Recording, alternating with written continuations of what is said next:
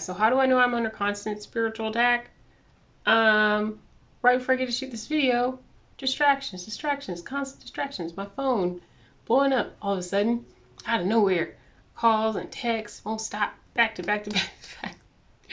As soon as I get a moment, first sign to be able to sit and do this video, try to get this done, distractions. Story of my life. My hair looks crazy. Don't care. That's what you get. Single mom. I'm sick. My son's sick. At least I have hair. Yeah. Okay. Anyway. So, how was I able to figure out, primarily on my own, that I'm constantly under spiritual attack? Like, I have a spiritual target on my back. Sign number one is feeling isolated, disconnected from other people despite trying so hard to connect with them when I normally would not really care that much. I'm highly introverted, so I'm normally like the man who lives in the mountains in the woods. Oh man, didn't you read the signs? No one is supposed to come here. Get out of here and leave me alone. How dare you enter the Grinch's lair? The impudence, the audacity, the unmitigated gall. And doesn't talk to anyone. You know, I'm totally fine, or sitting in a crowd of people and not talking. Like, normally I'm totally cool with that, but lately, you know, I've learned so much about how you should try to connect with other people, and isolation isn't good. You know, long-term isolation isn't good, and even though that feels like my happy place, and it's like the more I try to connect with others, the more it fulfills that thought process, that mindset of that, like, that's what I need to do. Despite that, I keep pushing on. I keep trying to connect with other people, even though it really honestly leaves me feeling empty. It leaves me feeling lonely.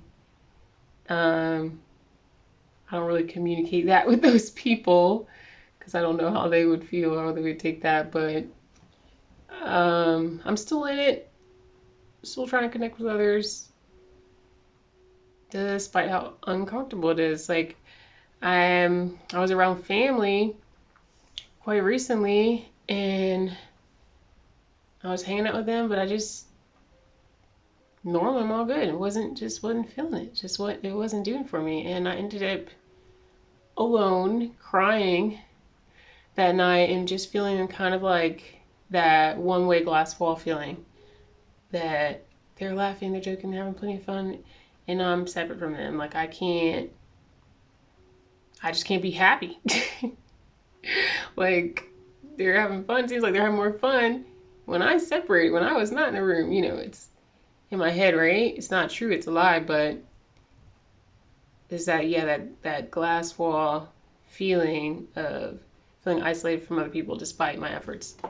Another reason that I learned that I figured out this is one of the main reasons actually I figured out I was under spiritual attack, is constant unexplained illnesses that are just out of nowhere, despite that I'm a healthy person.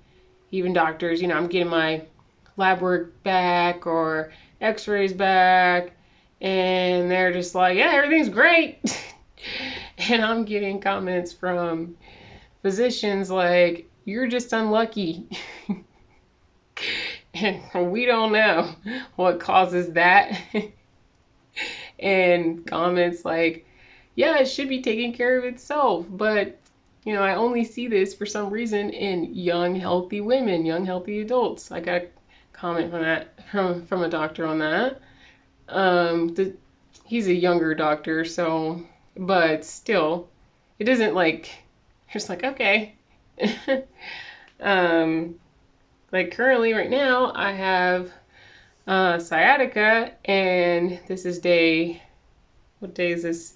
Day 8 of nerve pain, where it's just, I'm in just constant pain. And today actually is the first day that is less bad so far. I have to start physical therapy tomorrow. I went to the ER already. I literally can't sleep, hurts to walk, hurts to sit, hurts to stretch, hurts to not stretch, just hurts to exist, hurts to lie down. Like my first night going through this and some other nights in between before I got medicine for it, just nothing helped. Nothing I did. Elevating my legs, putting a pillow between my legs, turning on this side, this way, that way. Nothing helped. And I have it in both legs. And on top of that, I have scoliosis, which most people don't know that. I'm in constant pain with my back since I was a teenager, like, I don't know, 14 or so. And I'm 31 now, so constant back pain that most people would have no idea that I go through. It's an everyday thing. It is what it is. But with those two things together, not fun. Not at all. And it's not just the illnesses too, but it's what is encompassed with the illnesses that I keep getting. They're just totally random. For example, just extreme exhaustion, like several times. Like maybe I'm putting my son to bed and we're doing book time, or we're doing prayer and song for his bedtime, and I just pass out on the floor. Like, this doesn't happen like once, twice, 5 times, 10 times, more than that, like a lot, where like I have plans. Okay, I get him in the bed, I'm gonna do this, and this, or I'm just gonna do this, or something productive that I have planned. I just pass out. Just tired, exhausted. In the last, let's see, this was probably over a year ago, but twice I had my son in the car and not off at the wheel, like not enough to cause an accident or to even get out of lane, but like just a second, and that's come mainly from me having illnesses that cause that extreme exhaustion, which doesn't feel good as a parent. It makes it hard to work. I'm already a low energy person as it is. Like, I already know I'm not a person who can work night shift. Like, it's just no. Not because I can't, but because at some point my body will be so exhausted, I will pass out. Like, I have notoriously, since I was a child, I get tired before everyone else. So this isn't anything like, oh, you're vegan, so you're anemic and have low energy. Like, this is me. Like, my entire life, I've been this way.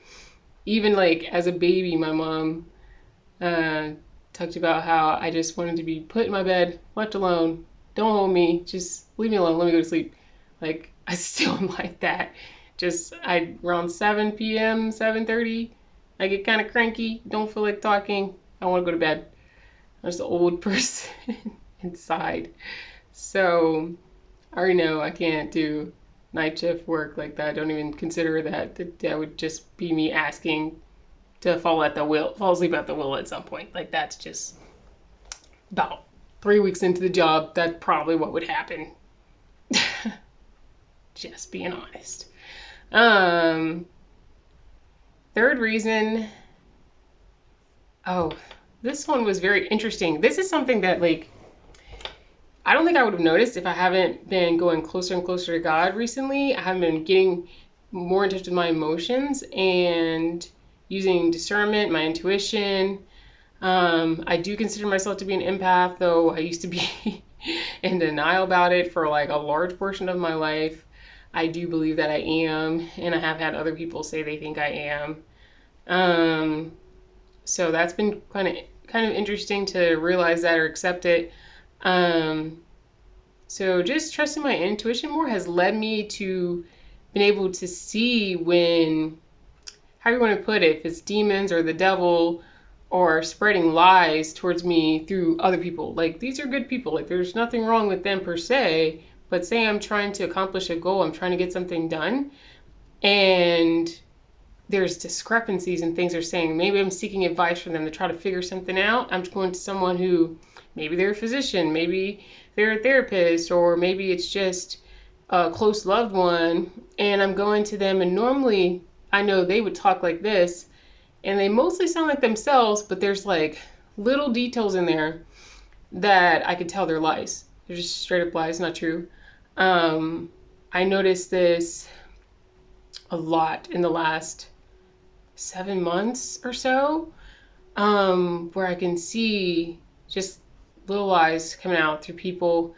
And if I wasn't closer to God, using my discernment, I don't think in the old version of me, I don't think she would have picked up on it, honestly. I would have listened to them, and I would have changed my mind and not done what I felt so vexed to do. And I would have regretted it. I would have at some point, because that's happened to me a lot. That's been a large theme in my life where I'm confident in what I want to do, what I think should be done, and then like someone along the way says something and it puts like fear or just something. Usually it's fear-based. And I've been handling that so well, fear, which kept me from doing so much in my life up until now. And I've been really proud of myself for handling when I see other people trying to put fear into me because of their own experiences or whatever. Not saying it doesn't have any validity, but no. I'm not doing that anymore. I'm not living my life in fear. Like, I've prayed about it, talked to God about it. If it's my time, it's my time. There's nothing I can do about it. And like, obviously I'm not gonna be stupid and just fly at the wind, not put any thought into anything. And so it's not that. I'm definitely a very detailed person. I overthink things excessively naturally. I don't quite do that as much anymore, thankfully, because I've been working on that. I'm a lot more of a doer than I used to be instead of being all in my head all the time. But yeah, I don't just fly by the seat of my pants, and I don't usually, if I make a decision on something, like there's several reasons why I made the decision, not just one. And I have a strong motivation about it. So it hurts when I do, in the past, I've listened to people because of fear. And then, I'm not blaming them. It's not their fault. But I didn't get, I regretted it. So that's how I've been able to tell a lot of, like, even like I went to see a woman, and she's like a therapist, and she specializes in so much, and this is her field, like, but she would say things and then contradict herself, and I'm sure she meant well, and she's just speaking from her own experiences, but I'm like, yeah, no, I'm not listening to you. And she was recommended to me by other people, and I went and did something like very huge in my life that I was really having emotional turmoil about if that's what I wanted to do, and I was reaching out to different people, but every time I prayed about it, God comforted me like with the word or something, and I ended up doing it, following through, and like I do not regret it. And everything, all the fears other people talked about, like none of that happened. So if there's something you feel called to do and you want to do it, I think, as long as you're seeking God, you're really looking at it. If you're something you're scared about, remember that God has not given you a spirit of fear. That's the devil. So don't believe it. It's a lie. The fourth thing that helped me know that I'm under spiritual attack is being harassed by loved ones. And this has been probably like, besides getting sick a lot, me and my son, not just me, my son too, a lot. Besides that, this is probably the biggest or the second biggest thing that has been blocking me from my goals and getting to where I want to be in life is harassment from loved ones. I might regret saying this. Oh well. But man, it can be so insidious and it can be so heavy.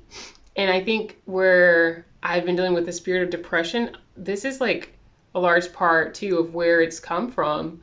I don't know if you're familiar with Derek Prince, but I recently found a video from him that it helped tie in everything I was already thinking I've been going through. And he talked about how demons harass, like that's what they do, like through other people, they will harass you. And that is probably one of the most triggering things for me to deal with I'm a super patient person. I am more patient than most people I know. I can say that. um, but lately I've kind of been in this, like, I'm not taking crap from people as much anymore. And demons don't like when you fight back. They don't like when you talk back. You really, you probably shouldn't argue with demons, but, I'm a little sick of being quiet. I'm just being honest. So, yeah, Derek Prince also talks about how demons love to torment, and I definitely been feeling harassed and tormented and feeling like I cannot escape despite my efforts to escape and my plans. Things keep happening, like getting sick, not having the money, like all kinds of things I can't help. But I go through the motions. I've been riding the roller coaster, and like somehow it seems like I'm not getting the traction I know I should have. And it feels very defeating. But yeah, I pray so much. I pray every day. Me and my son pray together. I pray by myself, of course. I pray every day, and that helps so much. But so fifth thing, the fifth thing that let me know I was under spiritual attack is what I believe too, for demons to be tormenting also my child. And that, they're just trying to get me angry, because that's gonna get Mom Bear angry. Like, for real, it's got me really angry, it's got me really sad, it's got me really scared. So it's not just anger, but in the moment, or initially I might get a little like shocked, then afraid and sad, but then, and I find myself talking to other people about it. This is another thing that really keeps making me feel like I need isolation, is because then I go and talk to other people, and then they kind of send me off course, and I have to reel myself back in and realize, like, God is in the details, God is in control. Like, if it's not meant to happen, it's not going to happen. If it's meant to happen, it will happen, and like, it can always change. So watching my son go through spiritual torment is really difficult, because like the unseen world is like a whole nother thing, and my son's really young, so trying to help him cope with that is very difficult, to try to instill certain skills in him to help him combat that and to be there and hold that space for him. It's been really, really difficult, and has like brought me down to tears a few times, and just kind of sent me kind of out of whack for a while, for a minute. Now I don't feel that way. I feel okay. But that take me off. I'm just like, no, we're not doing that. Like, get gone. So right now, that's okay, and I'm really grateful for that. But I know it's not over. So the sixth thing I would say that helped me know I am under spiritual attack is feeling compelled to sin and turn to like old sins, specifically. So I have thrown out, since my son's been born, he's 4 now, so even pregnant with him, but especially since he's born, I've thrown out a lot of things I used to do, like sinning and stuff like that.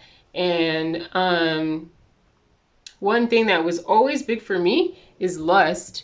And so I'm really proud of myself in handling that. But all of a sudden, like, I hadn't really had any issues, and all of a sudden I'm getting closer to God. I'm doing better. I'm working towards this goal that I know is meant for me, that I know would help me a lot in my life if it pans out, if it's successful. And then like all of a sudden, lust is coming up, like feeling compelled, and I'm just like, what in the world? I'm like, okay, like, if you get free of an addiction of some sort, I just want to let you know, just in case you don't know, like, the demons, they don't stop. Like, it doesn't stop. It's going to keep poking at you, trying to get you to fall, And that's another thing that Derek Prince has mentioned, is demons compel. Like, I don't want to do this thing. They make you, you have to decide if it's flesh or demon. But feeling you turn into something that's just like, huh, where is this coming from? That's how I've been feeling. Like, I don't, like, I have no interest in this. I've been totally fine with this. Like, get away from me. Like, what are you? No. Um, and so that's been hard, especially if it's like, you're at a weak point when it comes, obviously, or coming through dreams, like any type of like fears, like not just for sins, but just like fears, emotional stuff that it's preying on things that you're already worried about. So yeah, it's been fun. So and then those things, this thing about those sins, the sins are, it's feeding your own coping mechanism. So if you're feeling low, like I've been feeling really low and depressed, which I don't really want to claim that, and stressed out, right? So it's hard not to want to go back to those old addictions, those old coping mechanisms, because like that was your old way of handling it. That was your and trying to establish new roots, new foundations towards something else. Like sometimes when you get at that weak point and feeling really low, it can be really, really hard. So the seventh thing that I didn't necessarily when it happened think this was spiritual attack, but then I found another video of another person talking about it, and I was like, oh, okay. But the seventh thing I experienced is being turned off from reading the Bible all of a sudden, just like out of nowhere, where I'm just like, normally I'll listen to videos and maybe I'm on like the Bible app or something like that, and I go to church. I go to church and I'm in some classes and stuff like that. And so like that's my main source, and I'm like, I need to read the Bible more on my own. I was for a minute, I fell off, yada yada. And I need to like just sit and read, not just look for certain areas and like piece out what I want. So just sit and read, right? And I was having no problem doing that for a minute. Then all of a sudden, I just got turned off. I was just like, it's like, what? Like, it was just a really strange feeling where it was making me feel like turned away from God, to the point I was like, I had a moment where I'm like, I'm not really even sure, like, I believe in this. Like that, it was more of like a feeling though. That's why I was like, this doesn't seem real. And but it was enough to cause me to put down the Bible, because I was like, well, I didn't want to continue I was really feeling disgusted. And I was like, that's not right. That's strange. But I just keep going to church, keep, exposing myself to the Word of God in some form or fashion, something, as much as I can. But yeah, that was really odd when I experienced that. I was not expecting that to happen when it did. Not like I never expected it to happen, but like when it did, it was like really odd, because I was like, I've been really like loving God. I'm looking at my notes, so that's why I keep looking down. The eighth thing is that I realized too, or I consider to be spiritual attack, is I don't really ever have nightmares, because I lucid dream. So very, like, I'm almost always lucid dreaming. So I'm very aware that like I'm dreaming when I'm dreaming. So like, when I have something that's scary, like a scary dream, it's not really that scary to me, because like I know I'm dreaming. So, but I recently had a dream that someone who I really, really love, really care about, but I also have like some fears concerning. I had a dream that this person became possessed and that this person chased me. There's a lot more details in this than that, but so just obviously like that's hard not to be scared of, even though I was aware I was in a dream. And then also my son, all of a sudden, since I've been getting closer to God, for the last 2 years, he started having nightmares when he was 2. Then I pray over him every single day to not have nightmares. And like for 2 years, like he was good, no nightmares, every single day. And then all of a sudden, since I've been getting closer and closer to God, he started having like nightmares, like he cannot sleep beyond like an hour. Like he's getting up multiple times a night, crying, like having nightmares. And I'm just like, which obviously is hard for him to get sleep. It's hard for me to get sleep, which means it's hard for me to take care of him and all the other things I need to do. Spirit of tired. And, that's heartbreaking too, to like constantly watch your kid going through nightmares. I'm like, what is going on, And then one day someone recently, he came and told me, he's like, mommy, he's like, demons are bad, angels, and he's like, demons cause you to have nightmares. And he said this, he's 4, and he said this to me, and this is not something I've taught him or whatever. And so that's why this made my list, is nightmares. Like, I think that's also a form of spiritual attack. And I think the nightmare that I had about the person whom I love and care a lot about, who I'm really concerned about, I think that dream was a lie, because that is part of my fear. Is this a person I can trust? Is this a person that's going to be good down the road to have in my life, or continue to stay in my life? I'm really worried about that. So it's like playing on that already in my mind. I'm worried about it. That's just what I believe at this current moment. And I actually think the dream is more so about something else than what it physically showed me. So the 9th thing that helped me know that I'm under spiritual attack is finances. Like, we all know, like, finances can be so rough, but doing all the right things and it's just not working out. Yeah, that really sucks. Or, just things that just randomly come up. You finally are able to like save this or set aside money that you're going to put towards this, and then something else comes up. We all know that. Derek Prince, like I said, he talks about that as well, as that being one of the things that helps if you're under a spiritual attack. And yeah, that's been going on with me for a minute. And of course, for anybody else looking outside of your life and looking at you, they're like, you should be here by now. You should be doing this. Your life should look like this. Like, but they don't know.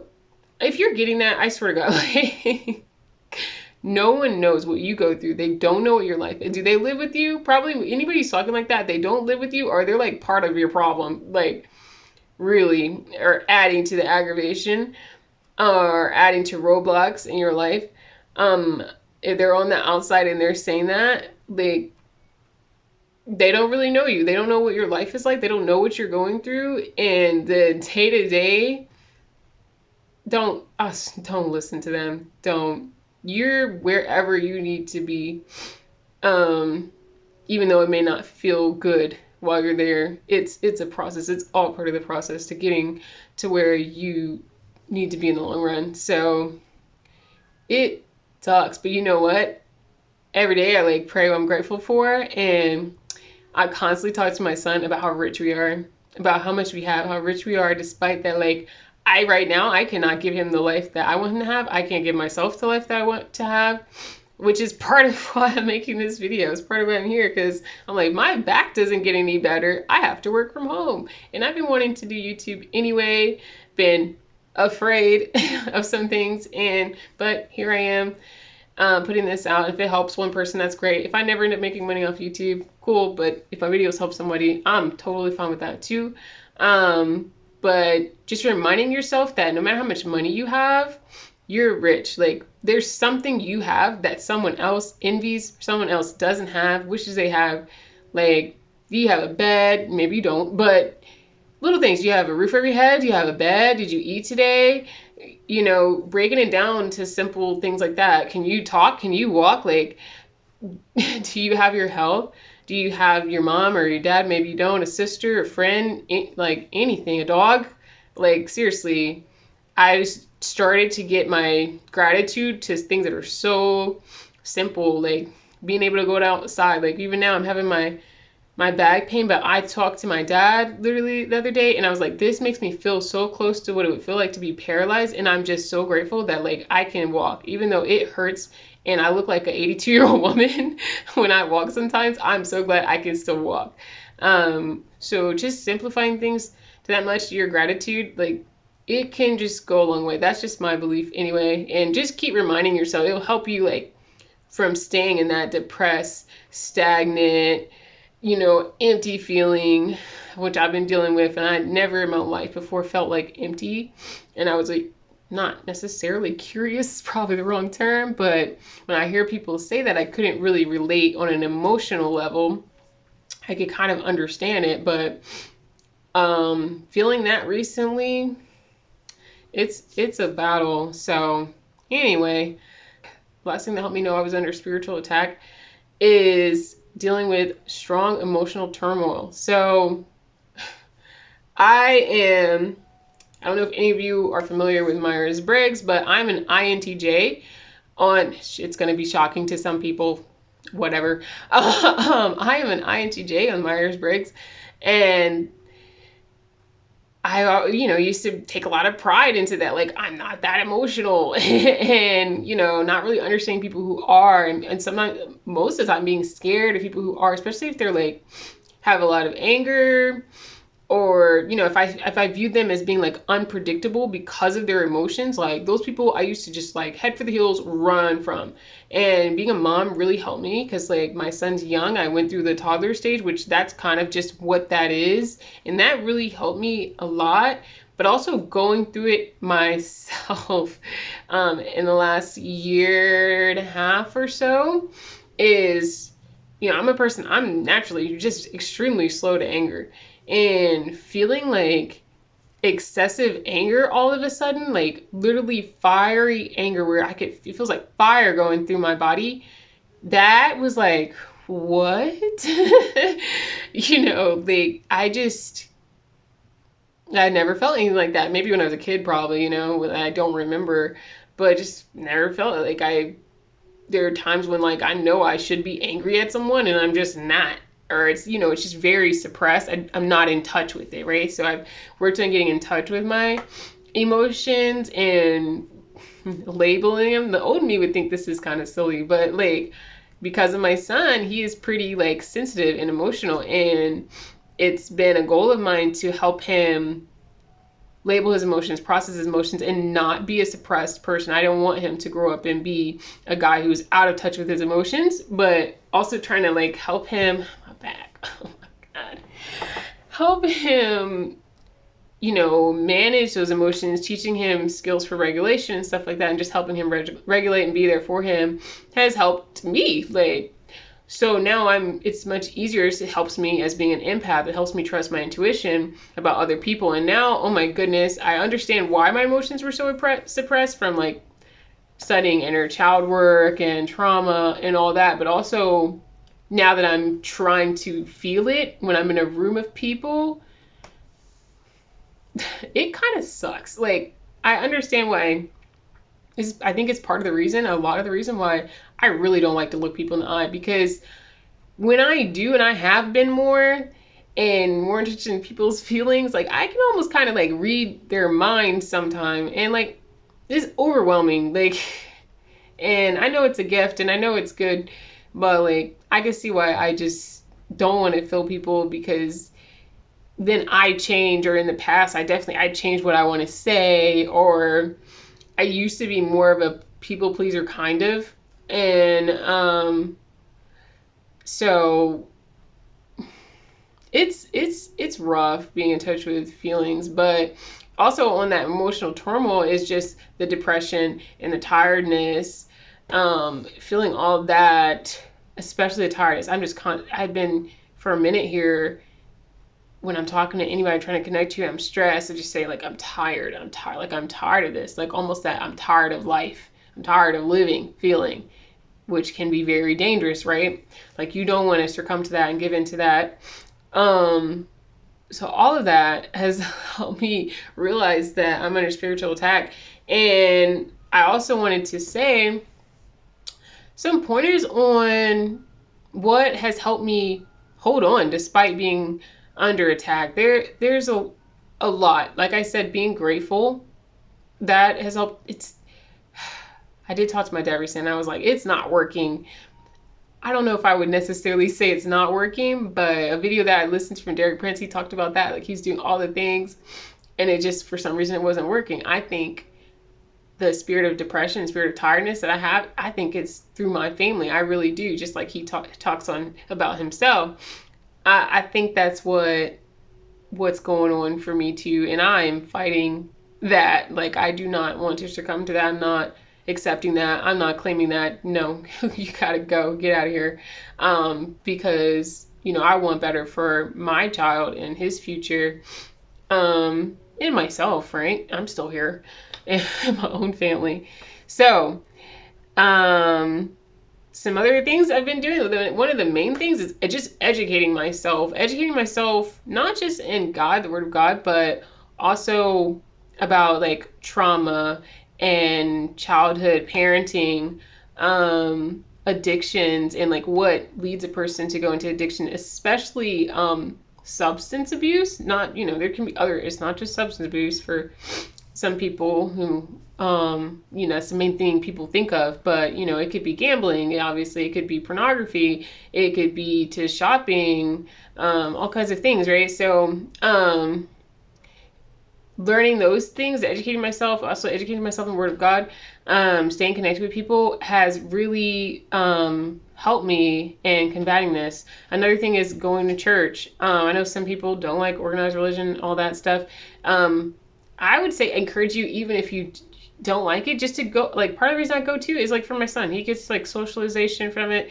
I go for many reasons, but I think it's good. Even like I'll go to church and I don't necessarily really, I always can learn something. I don't really, in some way, it may not be directly from the pastor, but like maybe someone else you interact with, something's usually, you can usually gain something, or even if it's not for you, it's for someone else, right? So, I go anyway, even if I don't feel like it, because sometimes I go and I see symbols, like signs that help me, like even if it's something someone wrote down somewhere, or there's just different signs I might see that have helped me when I'm having a decision I'm struggling with, and it's like, boom, it's like the timing sometimes is like so crazy. I'll make another video on some things I've gone through on that, so this won't be so long, but the timing can be so crazy. I've seen symbols at church like many times, or like I've heard it through someone else, and it's like, boom, there's your answer. If I was struggling and making up my decision on something, or I even sometimes have said like, no, and then the pastor might say something, I'm like, oh my goodness, like he's telling me I need to do that. Like, but it may not even be like that, but just, I think it's good to go, to get out and connect with people. Yeah, so, and then just to continue off of that, staying connected with people, even when, for me, it feels like it hurts. And I am highly introverted. Like, the pandemic was great. Quarantine was great. I loved it. I was like, and then when they're like 6 feet, great, because I don't really like to be touched that much. Like, so I was like, you stay over there, I'm over here, and I love to stay at home. Like, that's just me. I'm the type of person that I can go like weeks normally without talking to anyone, and that'd be cool. We can have my cat, and and he just cuddles, and I'm Gucci. So for me, like, staying connected to people despite how much it hurts, it makes me uncomfortable. Really, it just does. I have social anxiety. So it can just make me uncomfortable especially if it's a lot of people. Like, if it was just one or two people, it's easier. But if I'm in like a crowd of people and I don't feel like I can disappear and just hide into the abyss and go unnoticed, then it can be very stressful if I'm having to interact, and I try to do small talk even though it feels painful. So, but it still helps, because you never know what someone might say, or I don't know. It still has helped me, even though like I keep telling myself I need to go live in the woods and like be by myself, and my neighbor is Bambi. So praying every day, multiple times a day, oh my goodness. And the way that I continue, you may not be a parent, but the way I continue to pray, make sure I pray every day, is in putting it into my child's routine for his nap and his bedtime. So that way it assures me, because it's a thing. He will hold me to it, and I allow him. I allow him to. He will hold me to it, and that's just a standard I've had for him since he was 2, I think, or so. Since he was 2, that we do prayer as a part of bedtime. So that makes sure, and I have, I change it for him because he's only 4. So I have a certain prayer I do with him, and we pray, when we eat and stuff for breakfast. I don't do it for lunch and dinner. I probably should, but at least pray for breakfast. And he loves it, and so then it helps me love it, and that's great. So, but if you don't, have a child or someone else you can help you stay accountable, maybe you can set alarms or something, even like when you don't feel like doing it, to just pray anyway, even if it's just something small, like something. Talk to God when you're in your car, or if you're like so busy all the time, just whenever you can, try to like always stay connected. So, but I need to pray more by myself. I don't pray enough without myself, like by myself, to like really deep specific things. I do need to do that more. I did that really hard last night because my back pain is so bad. I'm like, help me. That's the other thing I was educating myself on, is how to fight demons. That's another thing I've been educating myself on recently. Putting on the armor of God too. That's a good one too. So just to go back, another thing that, like I mentioned earlier, that's helped me fight being under spiritual attack, is staying in touch with my emotions, but not letting them lead, right? I know a lot of people who I've been talking to, I can tell they think I'm leading with my emotions, like acting out of my emotions, and I'm not, but I just don't have the time to explain to them that like I'm using logic and I'm using emotions to get me to initiate, and I'm using logic to follow through, the word of God to follow through. But for them, they most likely probably looks like I'm just using my emotions like all over, and I'm like willy-nilly basket case, and I promise I'm not, but like I don't have time to explain that, like what's really going on in my head. Like it's moving too fast. Sorry, you missed a train. But feeling my emotions has helped me, but not letting them, drive me, and crying. Like, so this is funny because like I used to like hardly ever cry, especially would not cry in front of other people. But this is something I do now. Like my son, I'll cry in front of him, not a lot, but I do. And so he experiences like it's okay to have emotions and to cry, but mostly by myself. But where it's way more frequent than I would have in the past. I used to take a lot of pride in the fact that I hardly ever cried and I'm so strong. But I feel strongest when I do actually cry. It's good for you. It's healthy for you to cry and get all that out. I think it's like you release cortisol when you cry, and doing that, it helps me like get back up. Honestly, it helps me keep moving. When I cry and I let it out, like yesterday, I was like crying about this, like my back pain and so much other things, because now I'm going this back pain.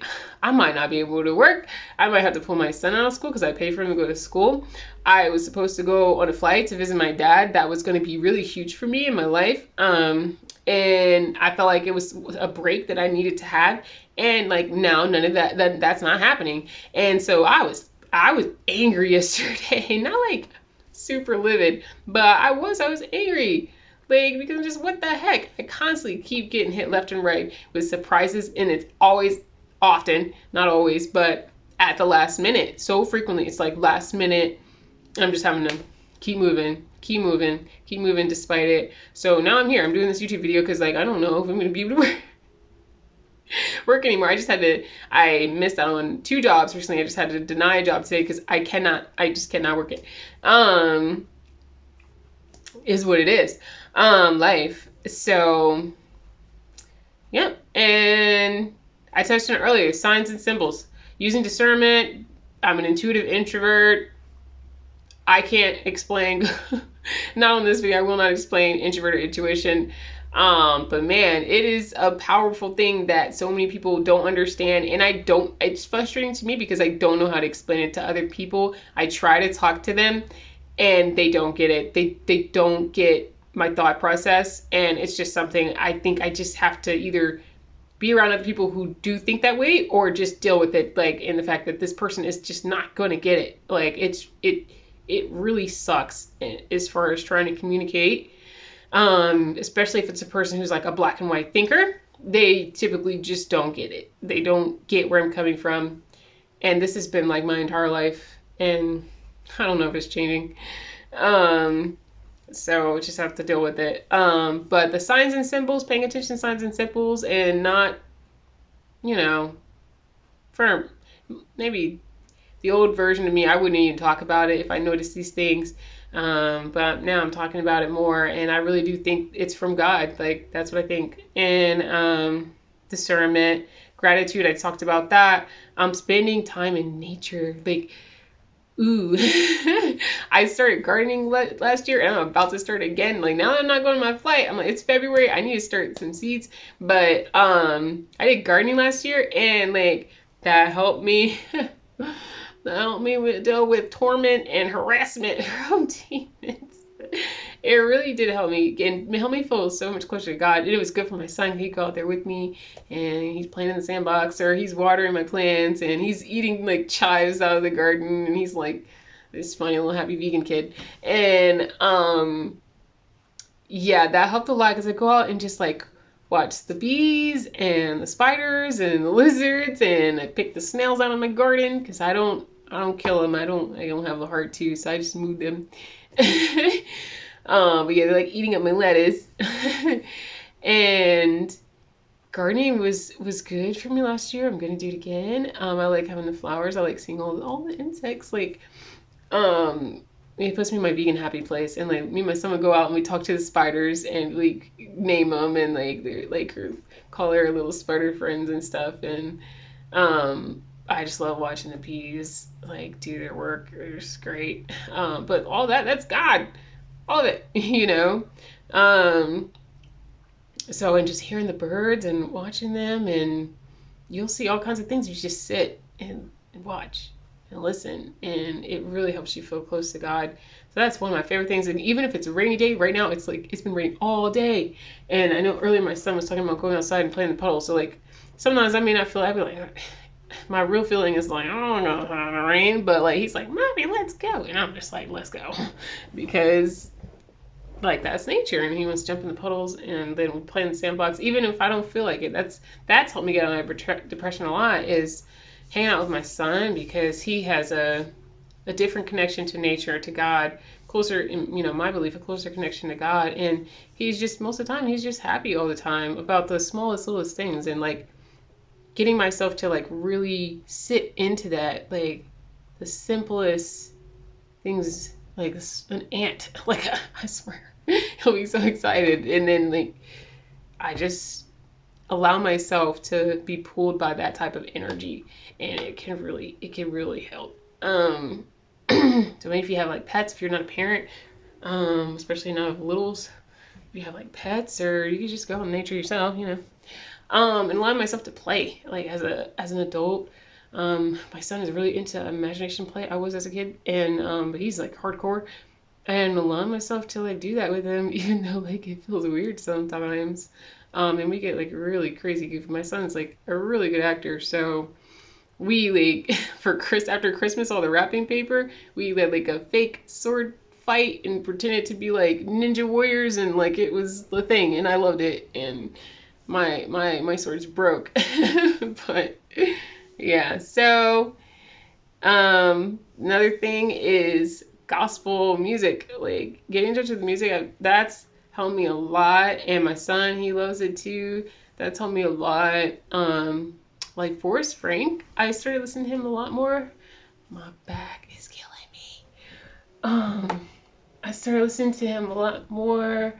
Different artists too, not just him, but that's my thing right now is Forrest Frank. So I'm about to have to not be able to sit like this anymore. But that's helped me a lot. Is music. Like do that if you can. As often as you can, The other thing is continuously fleeing from sin. Like run away. Run away from sin. If it's starting to come up, I touched on that earlier. Your old sinful ways. You might feel like you you may feel a strange calling to go back to that, and just know it's not the answer. Like I could make money, like, money has been a thing for me, and I could make money doing some sinful things I used to do. I'm not going to do it, even though, like, it seems like the best thing I could do right now. Like, I'm not going to do it.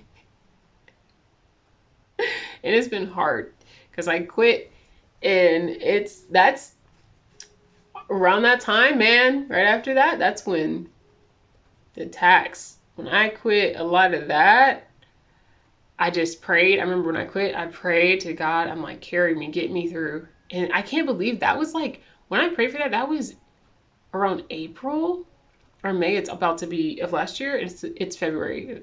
Around April 2024, and it's February 2025 now. I can't believe that was that long ago. I'm just gonna be honest, like that I prayed that, and like here I am. I'm okay. Like my finances have not been great, but like I'm making it.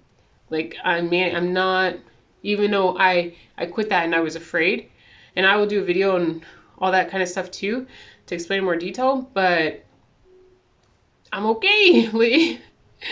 Like I've been learning through being a mom, especially a single mom. I've been learning how to like jump and leap without knowing how I'll land. And I used to not be a risk taker. I would play it safe. I just, go to college, save your money, have good credit. Like that was me in the past, like crime the ladder or whatever, do it planned out. Everything's planned out, low risk. That's how my life was before my son came into my life. Now I've been a lot more high risk, which I would have thought it would have been the other way around. I would have played it safer having a kid. But no, I've been doing things a lot more high risk, and I'm still not where I want to be, but I'm grateful because I'm growing so much. I really feel like I'm getting like the foundations I need in my personality and emotionally, spiritually, everything I need to now set that foundation to really project myself. And like I'm so grateful for that. Without my son, I'm not gonna say it wouldn't have happened, but maybe not. But even if it would have happened, it would have been way later. Like way later. So I'm so grateful for him being in my life. And the last thing that I'll say will help you fight spiritual attack that I have. There's more things, definitely more things you could do. But it's getting sleep. Getting proper sleep, which is so hard. Like, especially if you deal with insomnia, if you have a lot of pain, if you work a night shift, if you have children, if you have, whatever you're dealing with. But try to get as much sleep as you can and try to do it without feeling guilty. There's so many times where like, I'm really tired right now. Like, say my son's napping, and I'm like, people say that you nap when they're napping, and it's just like, no, I gotta do all the stuff I couldn't do when they were awake. I always hated that when I had my son. They're like, nap when the baby's napping. And I remember I found this one lady, and she was like, yeah, I'm gonna do laundry when the baby's doing laundry. Like, that is really hard to do. But anyway, sometimes I will nap not enough. I will nap when my son's napping. It's so hard not to feel guilty and to feel like, oh, I didn't do that thing that I need to do. But if you're not getting sleep, you're not gonna be able to do that stuff anyway. Like, you're gonna suffer in some way. Your health is gonna suffer. Like, you might be snappier at your kids any darn way. Like, or whomever, someone you love. You might not function as well at work. You might not be able to study as well. You might not be able to fight off spiritual attacks as well. So you might decide, hey, I'm not going to church because I didn't get enough sleep, whatever the case may be. So find a way to prioritize sleep as best as you can, when you can, and try to not feel guilty for it. So that's it. Those are my 10 reasons I realized I am I'm fighting back. I'm under a spiritual attack. I feel like I really have a strong spiritual target in my back. And my belief is that because I know that I have things inside of me, ideas inside of me that can work, as far as I'm concerned, will work, and would really elevate my life and my son's life and probably help people. And that's really why I believe I'm under spiritual attack. And man, I give so much, all that sin stuff, gone. I've cut so much of that. And I remember I was saying not too long ago to someone close to me, and I was like, man, I know it's a lie, but it felt like it was so much easier before I started following God. Life seemed like it was easier. I'm here to tell you, it's a lie, even though that's just how it seems, man, because that's what happens. Like, they want you to give up. They want you to give up. They want you to believe the lie that, like, oh, this isn't really, no, this isn't for me. This isn't going to work. This isn't pan out. I've been battling this at least a year and a half, and it's been really, really strong for the last 7 months. I'm not giving up. I'm not. So I hope this helps someone. All right, till next time.